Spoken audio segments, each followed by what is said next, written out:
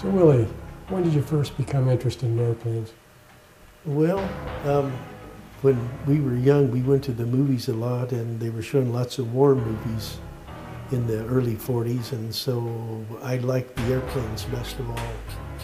Of all the war machines, that seemed like the neatest one. So What was your favorite airplane? the F-4U Corsair. Ah, yes. It's the one that had the bent wings. I guess they were really good fighters, really fast and maneuverable. Big engine. Big engine, yeah. Yes, which is supposedly the reason for the bent wings, to give clearance for the big propeller on the front of it. So Willie, at what point was it in your life that you decided for sure you were going to be a pilot? Well, it was rather late. I had already committed to the Navy when I decided to be a pilot. Part of the enlistment process was to take some tests, and I had gone to a recruiter on the college campus at Fresno State and took some tests there, and I did well enough in the tests that they then invited me to come up to Alameda and take some further tests. And so I took a physical examination, some other tests, aptitude kind of tests, and then another part of that was an interview, and the guy who interviewed me was a naval aviator named Dusty Rhodes. And in the interview he said, "What do you think about flying?" And I said, "Well, the first time I flew was when I came up here." And he said, "Do you think you'd like to fly in the Navy?" And I said, "Well, I don't know how to fly." And he said, "You don't have to know, we'll teach you." My intention was just to become an officer, go to OCS and rather serve as an officer than an enlisted man. And so he said, "Why don't you make your application for flight training? If for some reason you don't qualify, you can still continue your application for OCS." So I said that sounded like a good idea, and that's how it happened.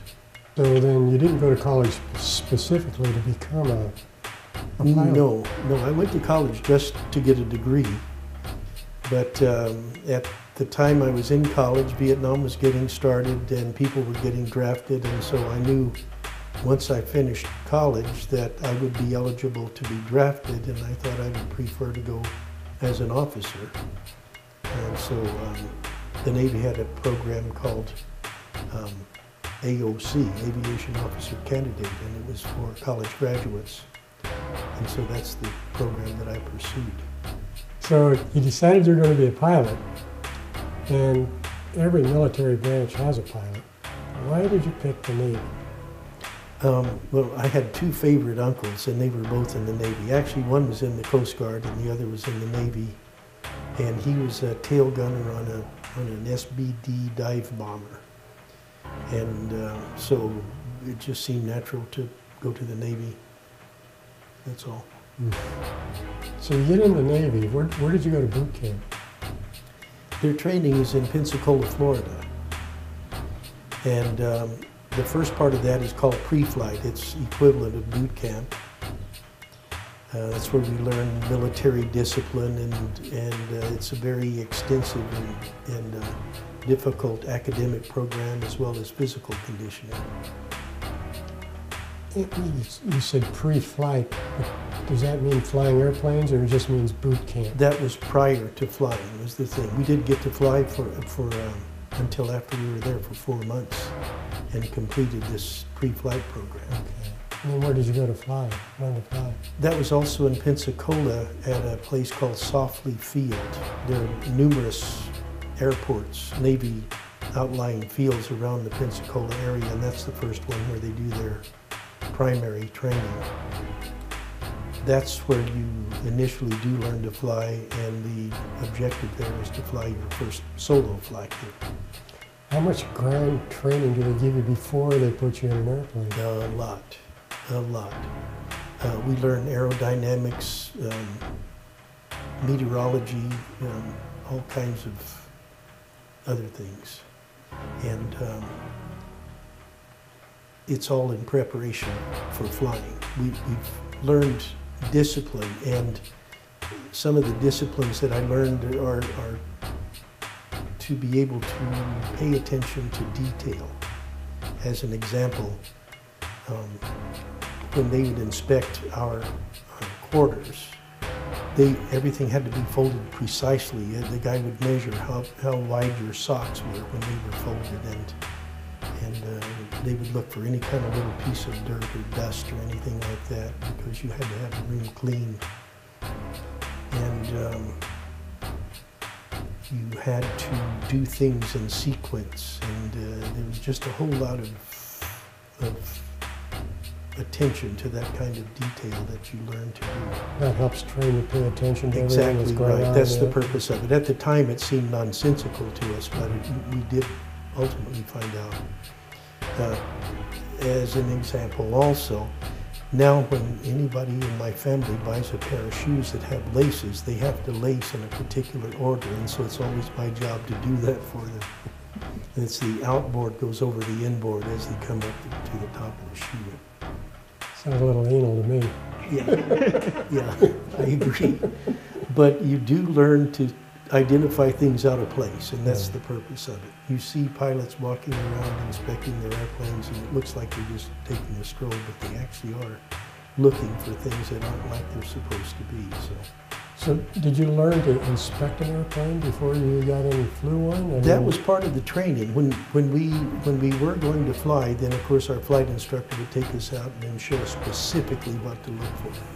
The pre-flight was conducted and graded just like your performance once you're flying the airplane too. So they would occasionally put something there that you're supposed to find, like a blocked pitot tube or something like that. The pitot tube being the... That's the tube that sticks out, and the air pressure that comes into that tube gives you altitude information and airspeed information and stuff like that. So those things have to be unblocked and clean, unobstructed. Tell me a little bit about your first trip in the cockpit. One of the other things they do prior to that is you have to learn to sit in the cockpit with a blindfold, and he'll tell you where's the gas gauge, where's this, where's all of this stuff. So you're thoroughly prepared, and of course I would sit and visualize the cockpit, and they would give us photographs of the cockpit of the airplane, and I would have Nina put that in front of me and ask me for something, and then I would point to it to practice that. So anyway, when your first flight comes, you really are really prepared for it. You're convinced that you can do it. So what airplane was it? T-34 Mentor, it's called. It's built by Beechcraft, and it's basically a Beechcraft Bonanza, but it has a conventional tail, not the V-tail like the Beechcraft has. And you sit in tandem there, one in front of the other. It has a sliding canopy that you open. Were you nervous the first time? Oh yeah, very nervous, yeah. But again, you're so well prepared that I think, once you get into the motion of things, it starts to come naturally to you. There's a lot to learn. What was the hardest part? Probably the takeoff and landing, like you would imagine. That was a propeller airplane, and with those you have to use a lot of rudder during the takeoff and landing. Anytime you change power, you have to change trim on the airplane, and so it was a challenge, but gee, we got to do lots of fun things, aerobatics and stuff like that early on. We'd spin those airplanes, and got to a point where not only would they ask you to spin the airplane, but they had you come out on a particular heading or something like that, so that even in the spin you were conscious of where you were and in control of the airplane too. My name is Nina Sharp. I was born in Compton, California. Was not a rapper. Moved up to the Kern Valley when I was just little. Married to Willie for 46 wonderful years. Willie and I met in college in 1962, Fresno State. He asked me out and I said yes. We got serious about each other right away. He was going to go into the Navy and already knew when he was going, and they didn't want you to have a wife, but we thought, well, we could get married, he could go to the Navy, and I could stay another half year in college, and that's what we did. So Willie, Yes. who's this? That's a very young me. I was taken in Meridian, Mississippi during training. That's F8, and it's 108. Yeah, but coincidentally, Nina was in a doctor's office or something looking at a magazine, and she saw that in there, and she knew it was a Crusader. She wasn't aware of anything unique about the number. Anyway, she tore the page out and brought it home to show me, and that's when we realized that that's the airplane that I was flying when I got shot down. That very one. This is the Vietnam Campaign Medal. This is the Purple Heart. That's the Distinguished Flying Cross. And that's one that's awarded for some particular event that was either dangerous or risky. How did you receive that? Another guy named Buzz Jewell and I were flying together. He's in our sister squadron 194. And he was to go on a mission that day, and I was standing spare for them. We did that very often in case one of the airplanes had a mechanical problem, then I would go in that guy's place, or they would do the same thing for our squadron. So in this particular instance, the guy he was flying with, his airplane developed a problem, and so I got launched with him. And on the mission, before we got to where we were going, there was an Australian destroyer who was participating in the war with us, and they got hit by a shore battery, and it damaged their steering. And so they were taking hits from the shoreline, and so Buzz and I attacked them. And when we would attack, they would stop firing, and so finally we ran out of ammunition, and then we just made false attacks on them. We didn't have any ordnance, but we kept pretending that we did. And then they were ultimately able to restore their steering and got out of range. So this is something that is not every pilot has received. No, that's correct.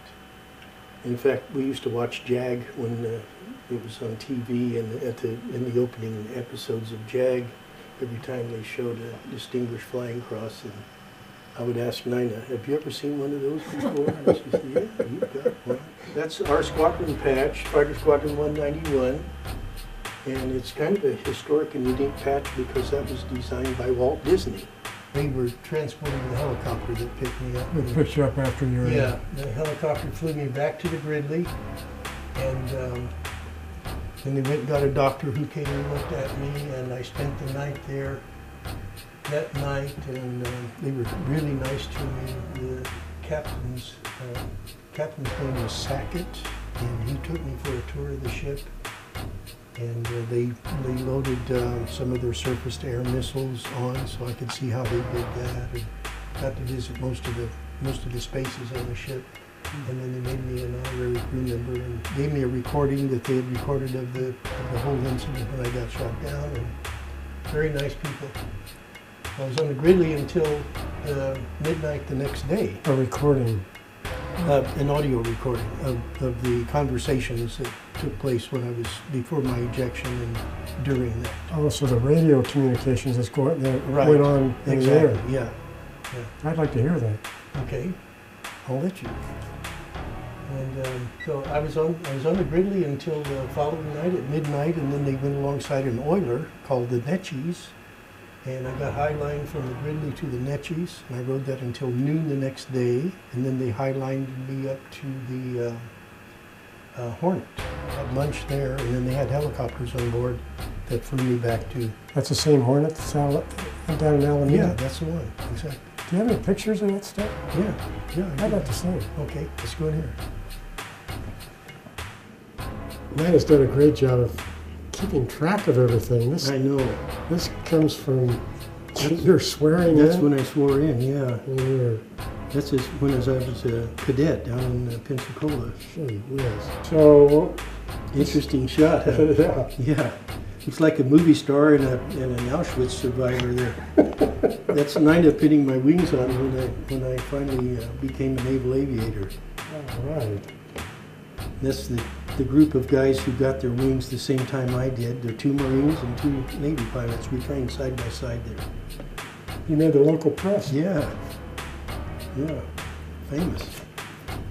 That's the airplane that we flew, the F-9 Cougar down there, and that's a group of people from the training squadron. Okay. That's one of the F-9s making the landing on the ship's deck. Nina kept all these articles. Anything that involved our air group or the ship that we were on, she tried to cut out of the paper and kept them. Yeah. Nina got promoted to lieutenant. This is a picture of me as an LSO down here. Oh, yeah. Standing with the air blowing a balloon in my pocket there. So.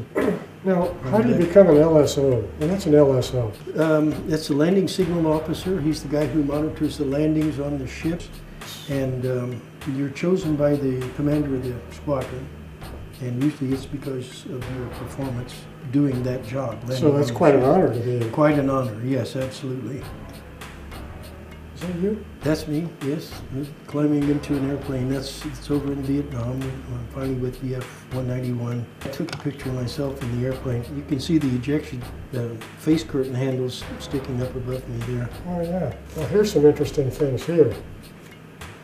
What's this one? This was given to me by the helicopter squadron that rescued me. The pilot's name was Tom St. Sing, and he's the guy who flew the helicopter that picked me up and saved me. And this commits me to trying to celebrate every year to commemorate that activity by honoring the people who did it. So that was on 18 November 1965. Right, 18 November 1965. The sad sideline to this is this gentleman was killed in the Oriskany fire just shortly after. What is the Martin Baker Club? Okay, Martin see, Baker Tie Club. Tie Club, yeah. It's actually an English company, and they're the ones who manufacture the ejection seats. And if you use their equipment, as I did, and eject safely, then you get a distinctive tie and a little pin to wear. And so that's why you're now a member of the club. Yeah, they have an excellent record. They've never had a seat fail in any ejection. So. And at the bottom is the 200 Missions Club. After I had completed 200 missions, I was given that. I ended up flying 343.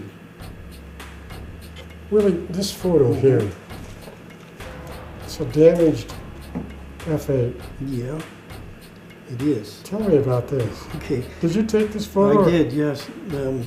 We were doing road reconnaissance, and again, I was a flak suppressor. This is your airplane? Yeah, that's my airplane. And some of the guys said it's supposed to be suppressor, not absorber. So anyway, you can see where the airplane got hit, and apparently the projectile hit the wing and then exploded above because there was more damage on top of the wing. And anyway, it just missed the fuselage, so fortunately it did not lethal damage.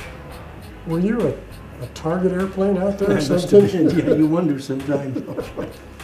Yeah. And then this photo back here is the... That's our squadron. Your squadron. Yeah. Yeah, and a bunch of wonderful people there. That's me down here. And a good friend of mine, Charlie Glasscock, who lives in Shreveport, Louisiana, and various other people. I won't have to go through their names, but anyway, some are with us and some aren't. And 2 of these guys were POWs for, in one guy's case, 6.5 years and one 7. We see him at reunions very often. Unfortunately, the other one has now passed away. What's this Caterpillar Club? Okay. This is a very old club and organization. Back in the first days of parachutes, they were made from silk, and silk is produced by caterpillars, and so if your life was ever saved by using a parachute, you become a member of the Caterpillar Club. And this was given to me by the Switlick Parachute Company in New Jersey. And it commemorates the day that your life was saved by using a parachute. And is that company still in existence? Yes, they are. As a matter of fact, we had a burglary here, and someone stole my jewelry box and took my Caterpillar pen and some other priceless souvenirs. So I wound up going online, and I found the Switlick Parachute Company, and I contacted them and asked them if I could purchase a replacement pen, and she said I could have one for free.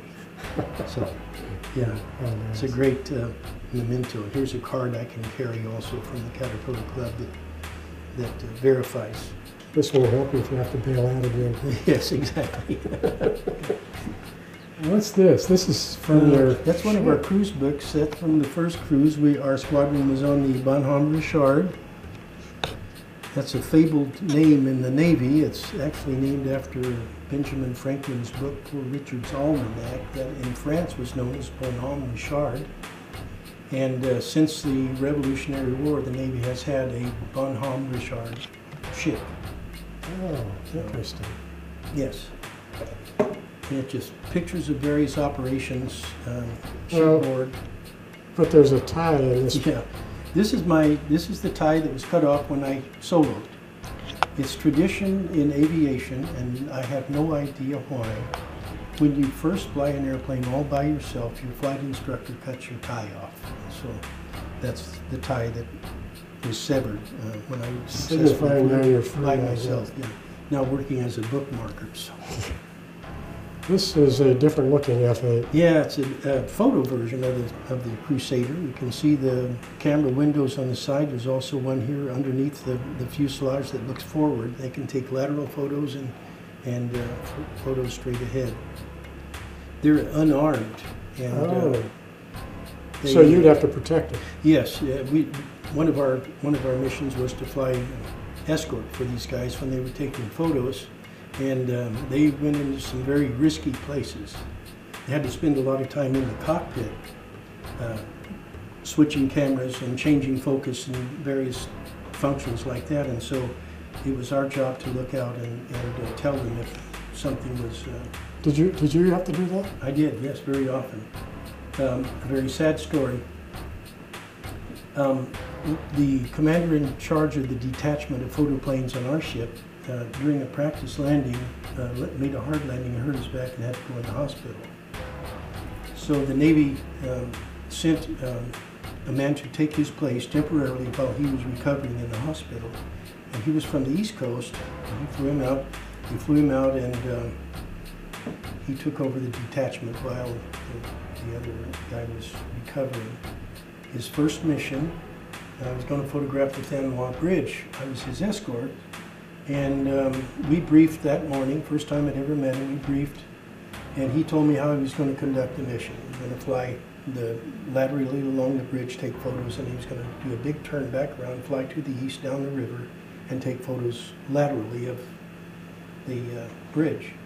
And he wanted me to stay on the other side of him, looking through him toward the city of Thanwa. That's where the defenses were. And so off we went. He flew, did the first part of that thing, did a big turnaround. He says, okay, now we'll go down the river. You start down the river. I'm above him to the left, looking through him, and suddenly this pop, pop, pop, boom. And his airplane exploded.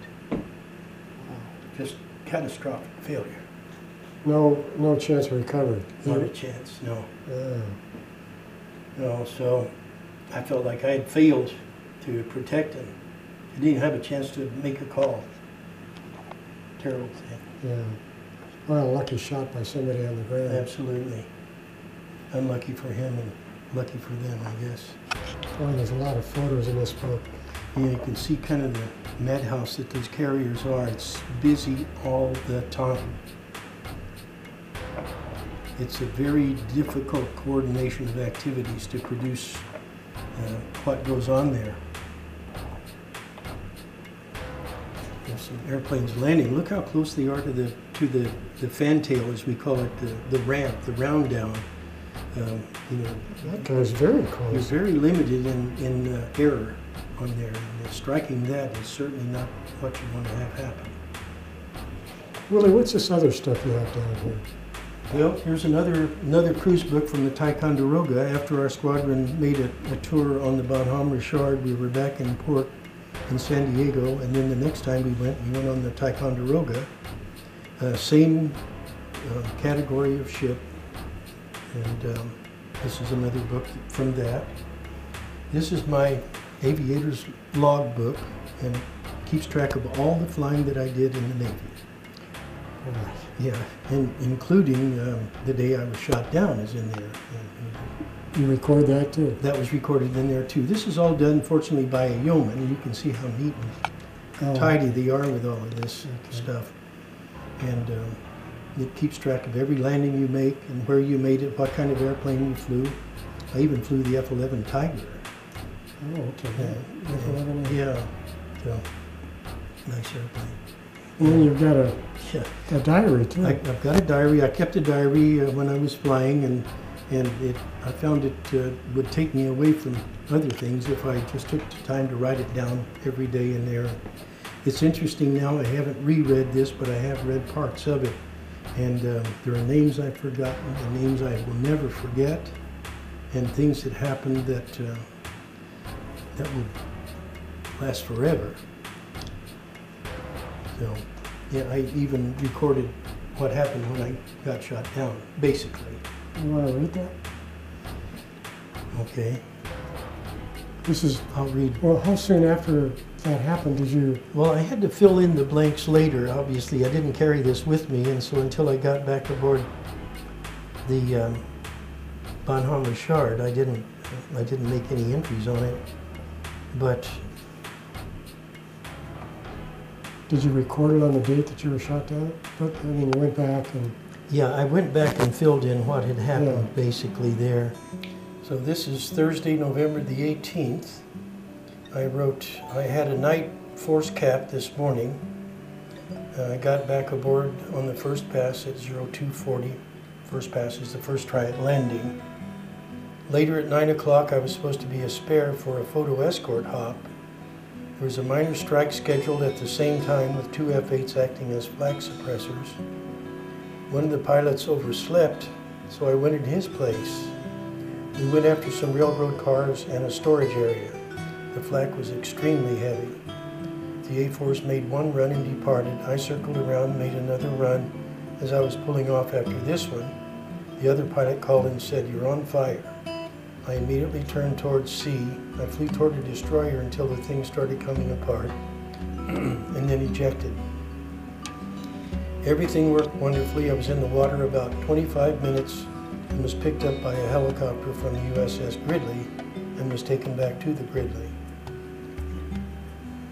I stayed last night on the Gridley. I bruised my left leg and ankle rather badly. My tailbone is quite painful. My shoulder hurts badly. I'm sore all over. I met the skipper of the Gridley, and he gave me a ship's plaque, some pictures of the ship, made me an honorary member of the crew, and gave me a tape recording of the rescue operations. Everyone was very nice and friendly, and they all treated me like an honored guest. Skipper was Captain Sackett, and a wonderful person. At midnight, I was highlined to the USS Neches and Oiler. When I got aboard her, I had the whole procedure to go over again. The skipper was Captain Stanley. I slept in the XO stateroom. He was Lieutenant Commander Nelson. I slept on his couch. I rode the Neches while they were unrepping some destroyers. They were refueling some destroyers. Then they went alongside the USS Hornet, CVS-12, and they highlined me over to the Hornet. I ate lunch on the Hornet and then rode back to the Bonhomme Richard on a helicopter from HS-2. Nimble 53 was its call sign. When we landed, I was met by the commander of the air group, my CO, the XO, and other close friends from the squadron.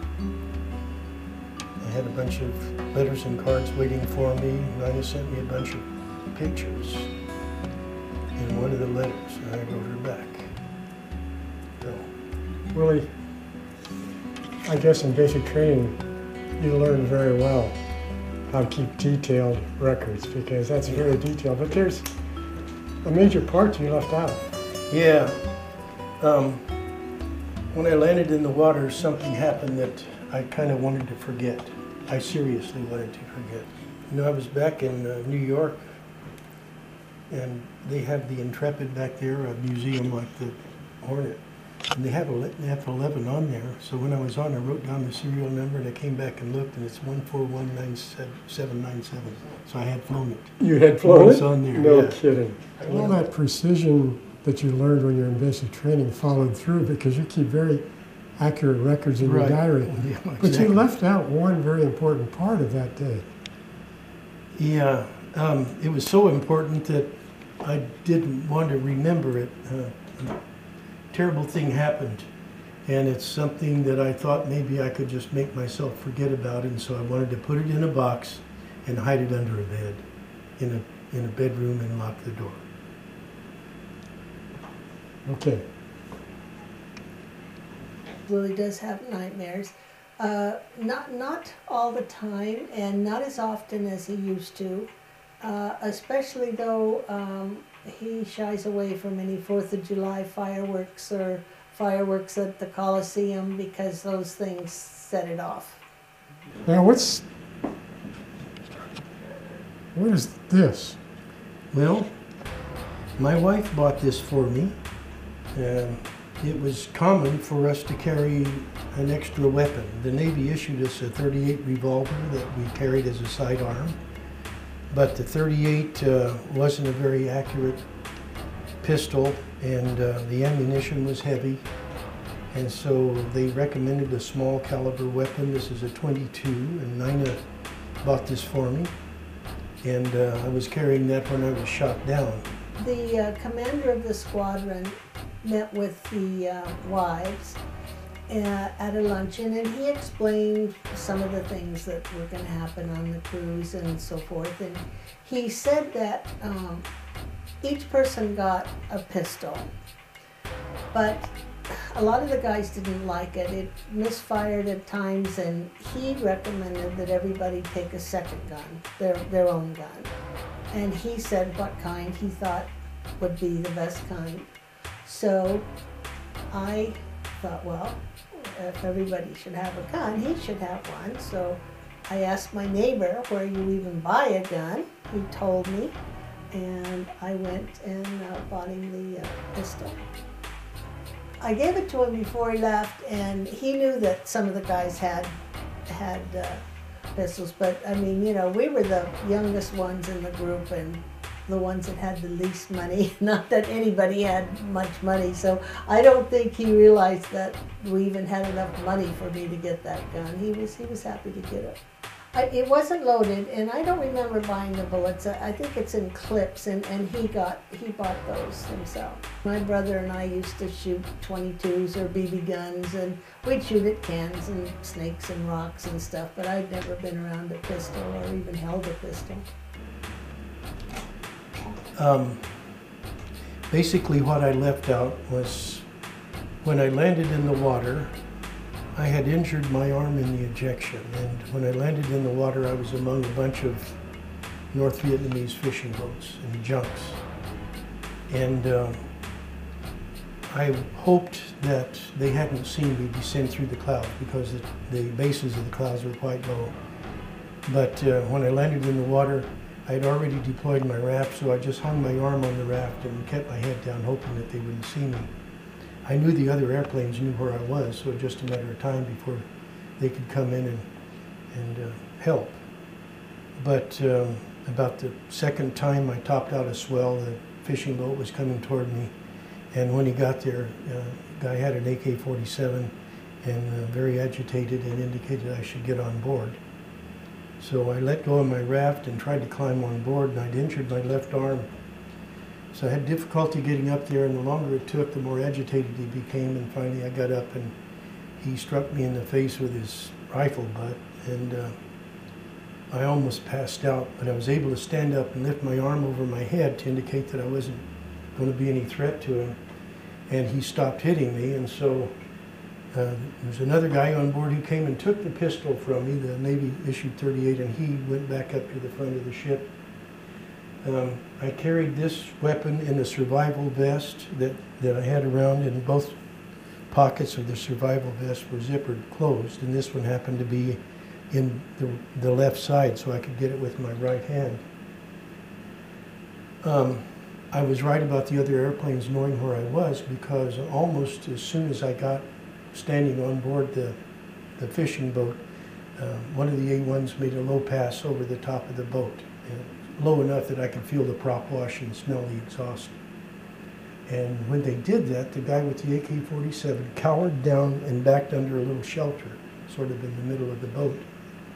So that's when I decided maybe I could get the pistol out and effect my escape, as they say in English novels. So I let another opportunity pass. There were two of them, and they were just in a great big circle going by.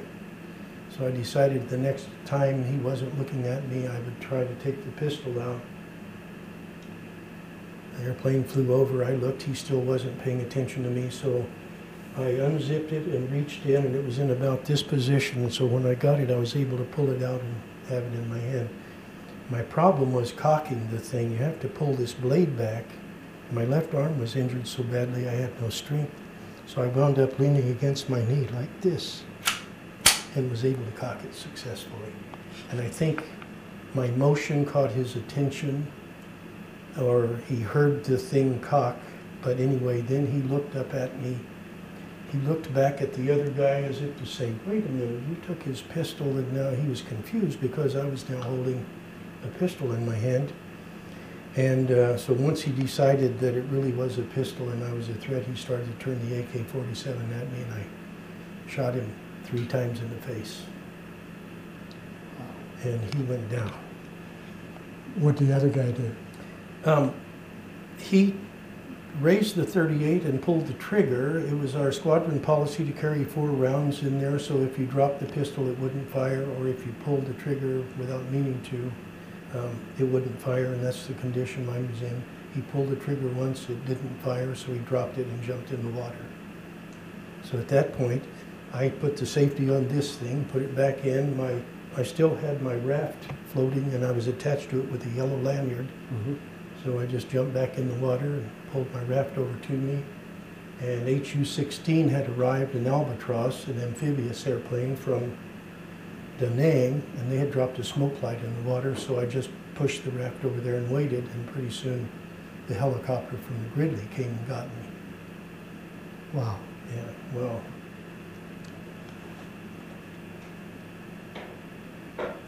So my wife really saved my life with that.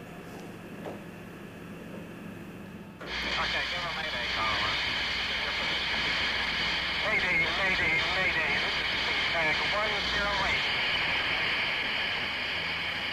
Presently heading 095 inbound to Channel 25. 53 miles out. I'm on fire.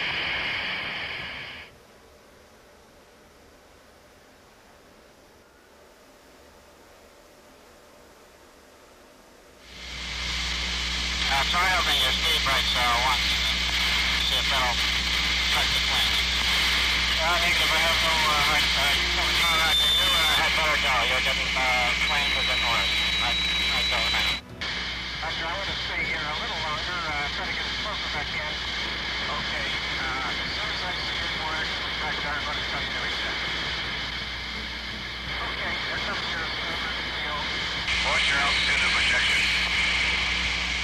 I'm at 11,500 now.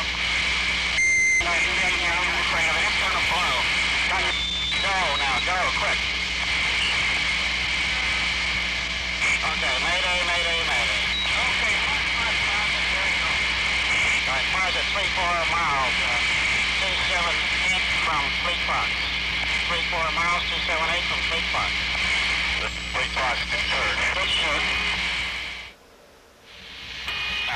This is 2B3. I have 20 right bike in this bird. I'll be going down with you and keep an eye on.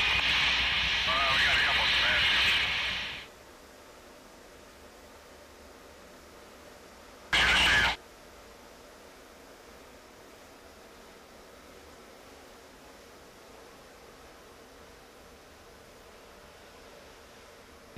This is 104.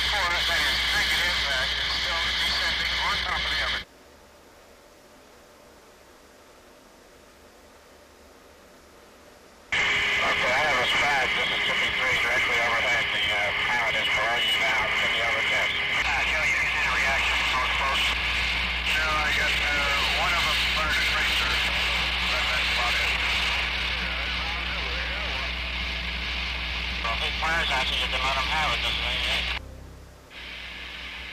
Shoulder is supposed to look like they're coming this way. They sure do, and they're not coming any further right now. Okay.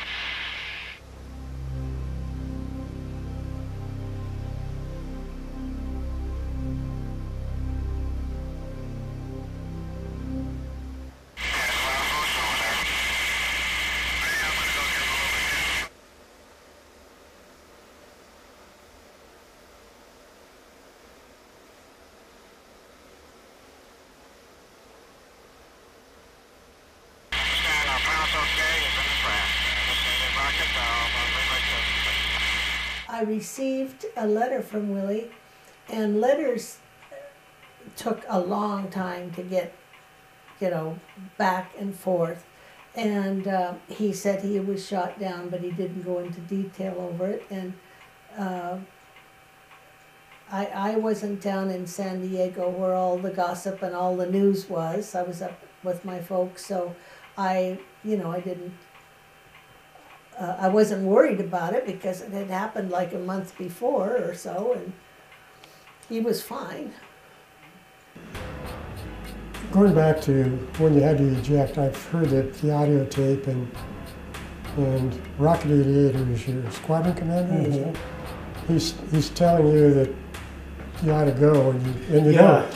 Well, what was the story on that? There's a lot to be said for security, and I'm in something that's working right now, so I wasn't anxious to. Plus, we were over clouds, and I didn't know if I was past the shoreline yet or not. And we have a really good record of picking people up if they get even their ankles wet.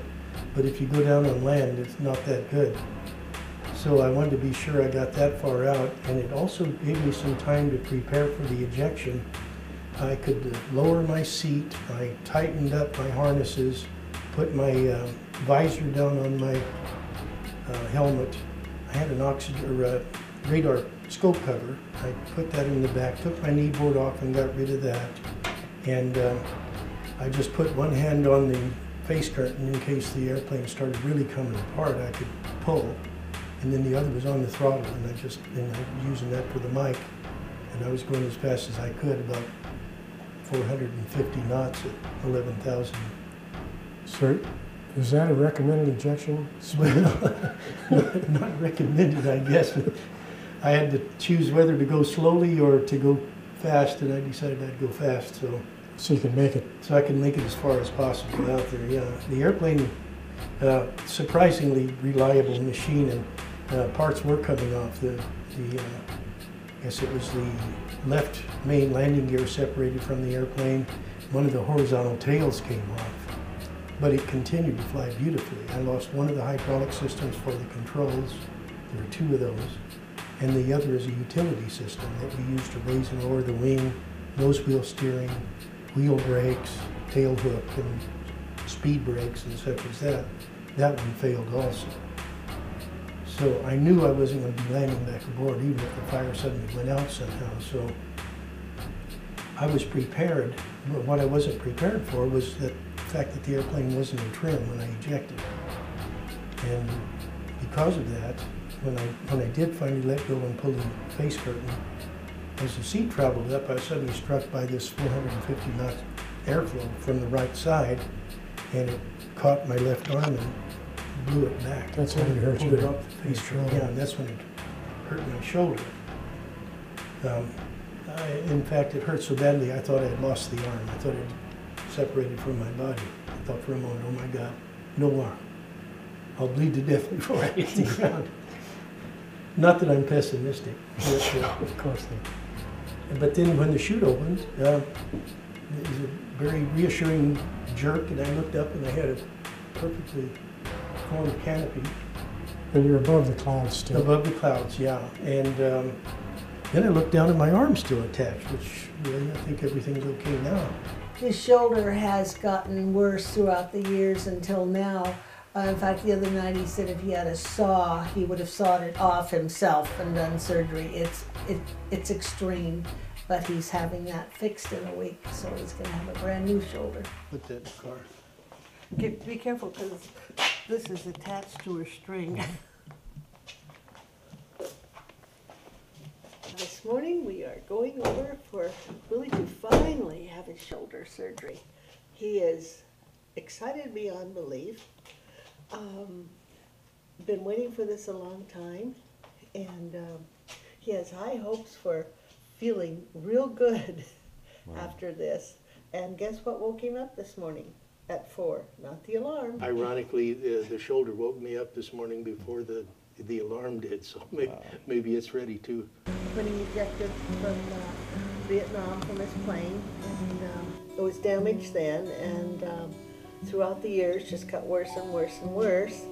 And for just recently, they do the shoulder replacement.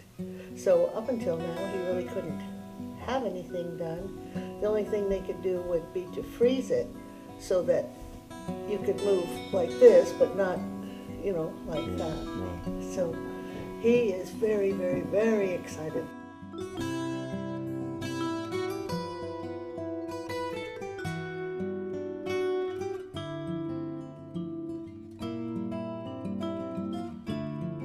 I remember one time Mom was gone and he was under the car and that happened.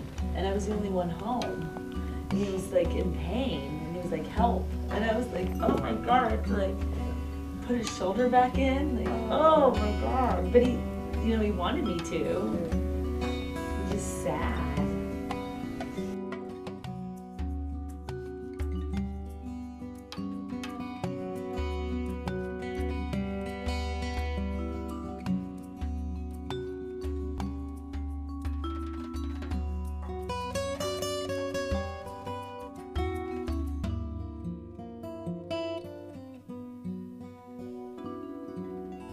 So, were there a lot of boats out there? A lot of boats. Because you're close in, I guess. Yeah, it was very close to the shore, maybe a quarter mile, 3/4 of a mile out was all. And it was well known that they were there for bounty. They would pick you up and take you back to North Vietnam and turn you in and get money for it. So, okay, the last item is my flight jacket. And this is It's got a lot of nice patches. Yeah, a lot of it. This is one of the naval aviators' most prized possessions, is their flight jacket, and I'm glad I still have mine. It's sort of a record of what you've done. It's, you know, for bragging rights in the bar, I guess, or something. So anyway, Put it on once. okay. And I'll ask you about these patches. I'll start over here on your left, your right shoulder. Okay. That's the Pacific Fleet LSO, Landing Signal Officer. That's the guy who stands at the back of the ship and communicates with the pilots and monitors their landings.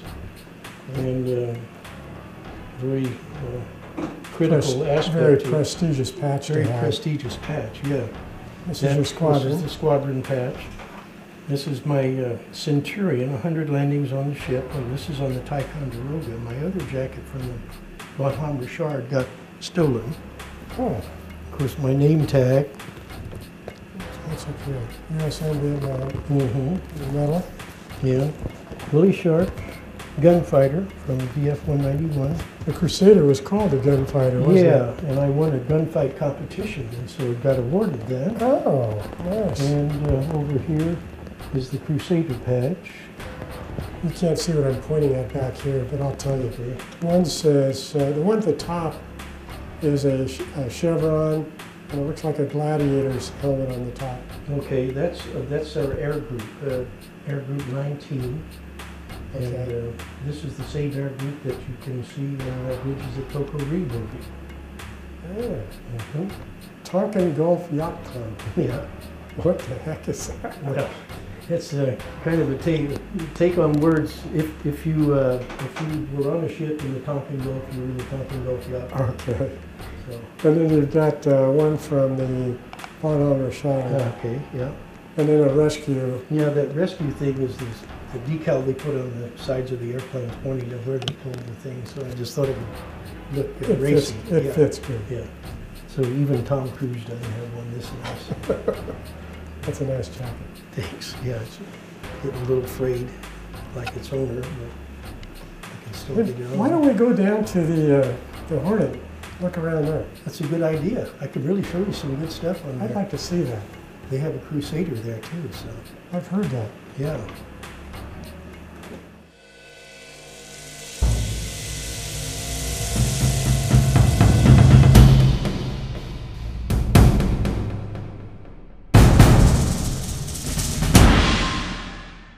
So Willie, this is an interesting picture of a, from above of a F8. And looking at this, it also is identical to the helmet that you wore, the guy in the cockpit. Very same design. Did you take this photo? No, I did. My roommate, when I joined the squadron, had taken this from a cruise before. The guy in the photo is no longer in the squadron when I got there. It's got the guy in the cockpit, and you can see the rocket tubes that launch on the side of the F8. 5-inch Zuni rockets, one of the weapons that we carry. Another interesting thing, see the side number is 108. That's the same number that I got shot down in, so it's this very airplane. This very airplane is the one you were shot down That's the in. one. So you were shot down, but how many times were you hit, and was it average? I mean, how many airplanes in your flight were hit? It wasn't uncommon to be hit, but I was very fortunate actually. I think I was only hit 3 times that I was aware of. A lot of times we didn't know if you were hit or not. Some of the damage would show up on a subsequent inspection of the airplane. You'd see a hole here or there. You weren't really certain if it happened when you flew it or the guy before or something like that. I know 3 definite times that I was hit. Well, one of them you have a photo of, the leading edge of the left leading edge. Of the port wing, yeah. What was this deal on that? I'm not sure how it produced that particular damage. Everybody seems to think it was a 57 millimeter shell that hit there and hadn't exploded until after it hit. And then it actually exploded above the wing when it did that damage that you see in the photo prior to exploding. So if that would have exploded there, Probably would have done a lot more damage, yeah.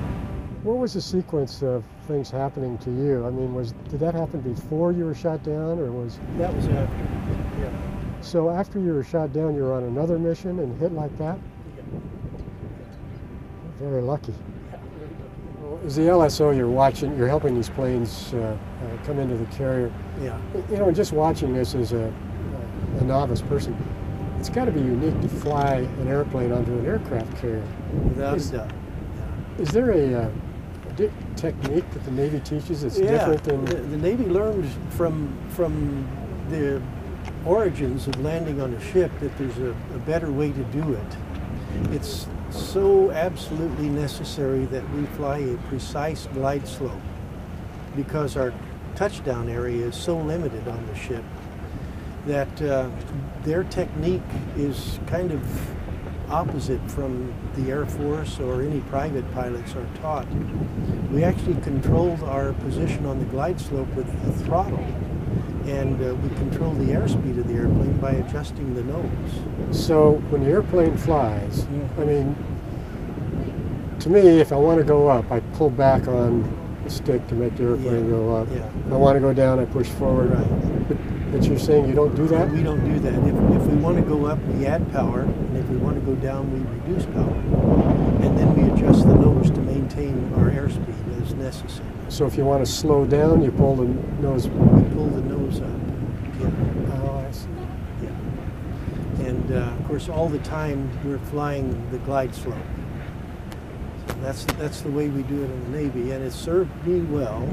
And so even after I became a commercial pilot, I continued to fly those airplanes the same way. Oh yeah, you know something, it must have been Navy pilots that I was flying with when I'd hear planes coming in you could hear the engines You hear changing. the engines changing a lot, yeah.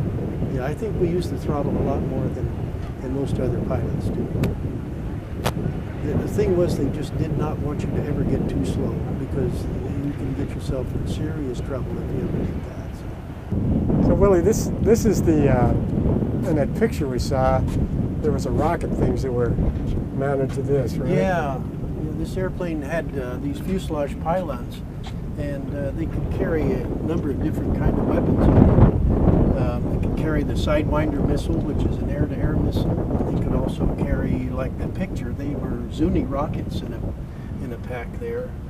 And the Zuni rocket is for attacking ground targets? yeah, it's good for ground targets. It's what we really like to use against anti-aircraft sites and stuff like that. It's a very accurate, versatile weapon. This plane is specifically designed for carrier operations, right? Right, it is, yes. Yeah, that was one of the specifications the Navy insisted upon was, of course, that it be useful on a carrier. And so here we are setting. This plane has been refurbished. It's setting on the USS Hornet, Right. which is in Alameda, California, on display. It gives us a good opportunity to look at the plane and see where you were hit. You said that one of the shells came up through your cockpit. Yeah, you can imagine me sitting up there with the legs up in this area, and whatever hit came up under the intake, went through there and then under the floor pan and wound up puncturing the canopy up there, and then another fragment or another shell hit and ruptured the liquid oxygen bottle, which is just behind the ejection seat on the right side there. And then there was another shell that the hit one that did the the fuel lethal line. damage, yeah. And where's the fuel tank in relationship to you were Well, hit? This is where the 20 millimeter guns are mounted, and so the ammo cans are just above that. And then behind there, this is the area where the main fuel cell is located. And you were hit just behind that, you Just presume. behind that, yeah, I think I was hit back in the main wheel well area back there. It's where the So you got hit in front of the fuel cell, and in back. back. Thank goodness for that, right? because like that story you were telling me about that unfortunate guy who got hit in the fuel cell, the plane It exploded. Immediately exploded, yes. So that was my good luck on that. So the fuel lines, there is From the fuel cell, they run back down through the landing gear compartment there. We also carry fuel in the wing, and all of that stuff comes down and goes back to the engine back there. So I got hit in this area somewhere, and I think whatever did that was what allowed the main landing gear to fall out of the airplane. because you got a big fire burning here, Yeah, and it's and that's this piece, that whole piece with the wheel on it, separated from the airplane. and this mechanism right here, This is the speed brake. the And- thing that you couldn't work that Rocket 88 Exactly. said. He suggested extending that so maybe it would interfere with the flames, but I couldn't because I didn't have the hydraulic system that operates this. It was not working for me. So Now, did the gear come down when you were hit, or did you lower it, or? I didn't lower it, so it came down because of damage back here. And I'm not sure at what point in the whole sequence that happened, but the chase plane mentioned when it came out, and he also mentioned when it fell off. You can see in that 8mm film, when you slow it down, you can see the gear falling out of the airplane. Yeah. And there's some other parts that came off. weren't there? Yeah, there's toward the tail there, we have a titanium tail, and we had ventral fins. Not this aircraft doesn't have them, but the model I was flying had ventral fins, and then this whole horizontal tail on this side as well came off. This thing came Yeah. off, That was so that's why the plane was at a. that, and the extended left main gear that didn't separate was still hanging out, so that's why I wasn't in trim when I ejected. The engine ran perfectly, all the time. Never missed a beat, It's a beautiful airplane. I'll say. The most beautiful. And here's your little tail hook down underneath here. Yeah. Thing that grabs the Yeah, cable. That's what we grabbed the cable with to stop us on the deck. We can also use those on field landings.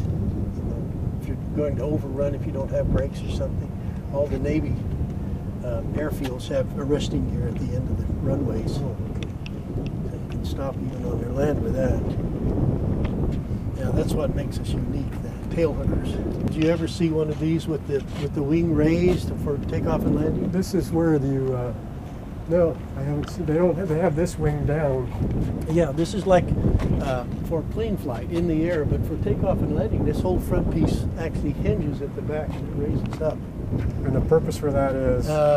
It gives you the angle of attack on the wing without having to drag the tailpipe to get it. So you can fly slower.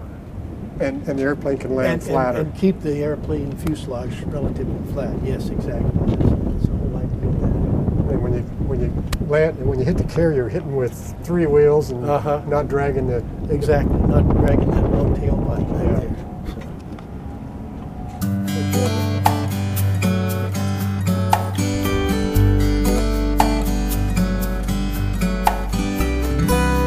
When you pull G's, air is pumped in here and it tightens it up to keep the blood from going down into your lower extremities. Keeps your circulation going. When you're sitting in the ejection seat, there's a lanyard that goes from the floor pan, and you put it through these 2 rings here, and then it snaps into the seat right down here. So when you eject, it keeps your legs from flying around, it pulls them back in there, then the whole thing tears loose from the floor pan, so your legs are locked in position and they don't flail around. So that you don't have hip problems like your shoulder problems. Yeah, exactly. We wore this, and so when we sat down in here, we could attach the parachute to us with these 2 fittings here. And then these were for the lap fitting here and here. So then when you ejected and the chute opened, all of the metal frame fell away, and you're left with the pan that you're sitting on, which is attached to these 2. And the parachute that is attached to you on these upper fittings here. What is in the pan?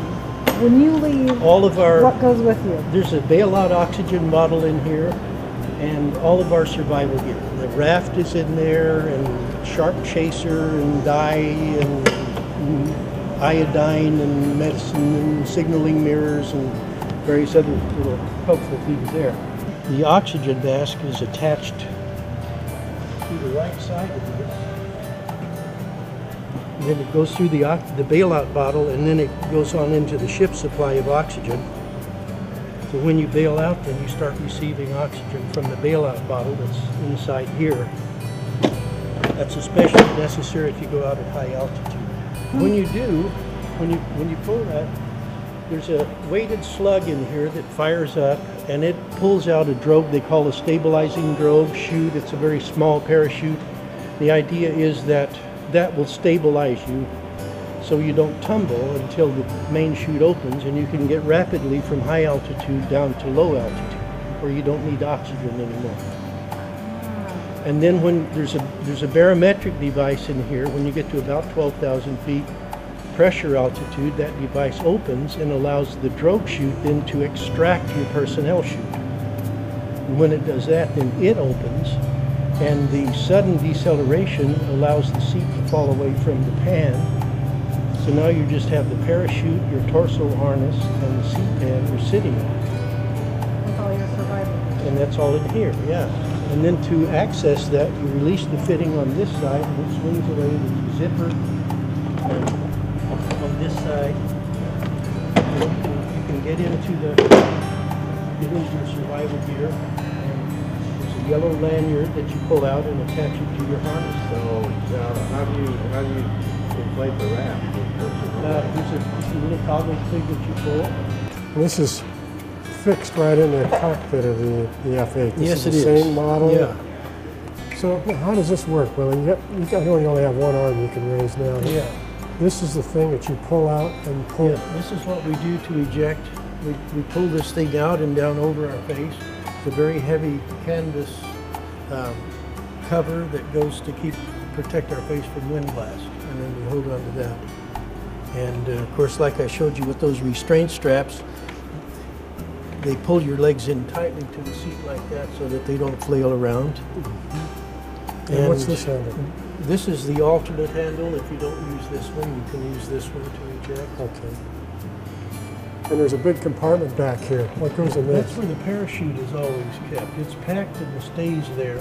So Stays with the airplane. yeah, so when you get in, you just attach it to your torso harness with those two fittings that I showed you on the Okay. top. And then you attach yourself to the seat with your lap fittings right here. Okay. So you actually buckle yourself to the seat pan, which is attached to the seat itself. Go ahead and fire it off, Willie. You can, yeah, you can raise and lower the seat here with this switch. Oh, that's like driving your Yeah, Cadillac. all the comforts of home. And this thing actually has a cartridge in the back, doesn't it? Yeah, that it has fires? two, and they fire in sequence. And that's what makes it go up the rails. There's two cartridges there that fire and make it travel up the rail.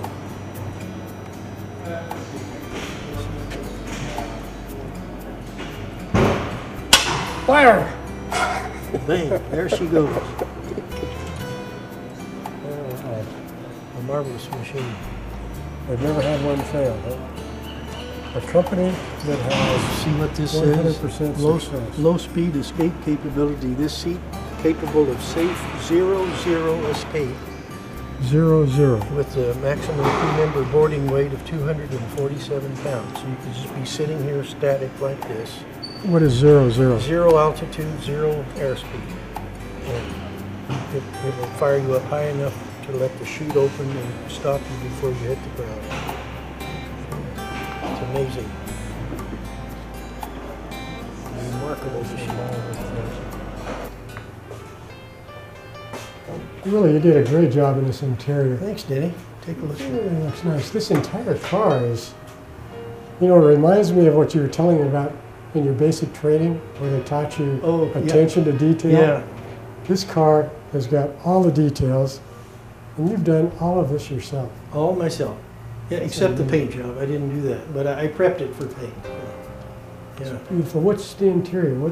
It's leather from Napa, California. Who sewed the upholstery to make it fit? A lady that's a friend of my son-in-law, Mark. She did that. She does upholstery work for him, and so she put these together for me. And what kind of seats are? What is the Well, I base? got these at a junkyard out of an '84 Thunderbird. The back seat is out of a Dodge Caravan. It's the middle seat of that. It fit in there very nicely, so turned out well. The engine and transmission are both out of a '93 Mustang GT. Oh, really? Yeah, a 5-liter V8. Yeah, I'll open it up and show you here.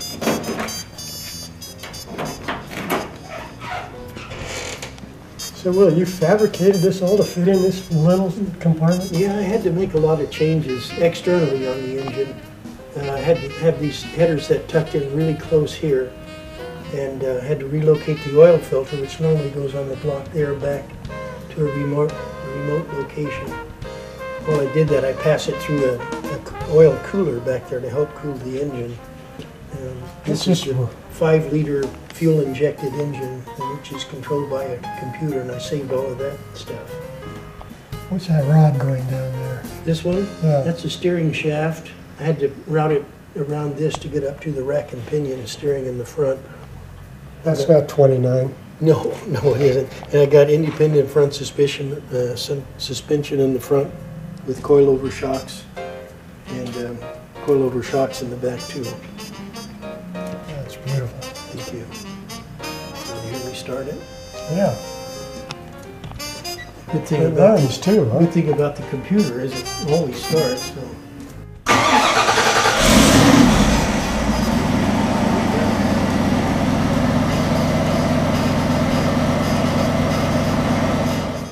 Beautiful.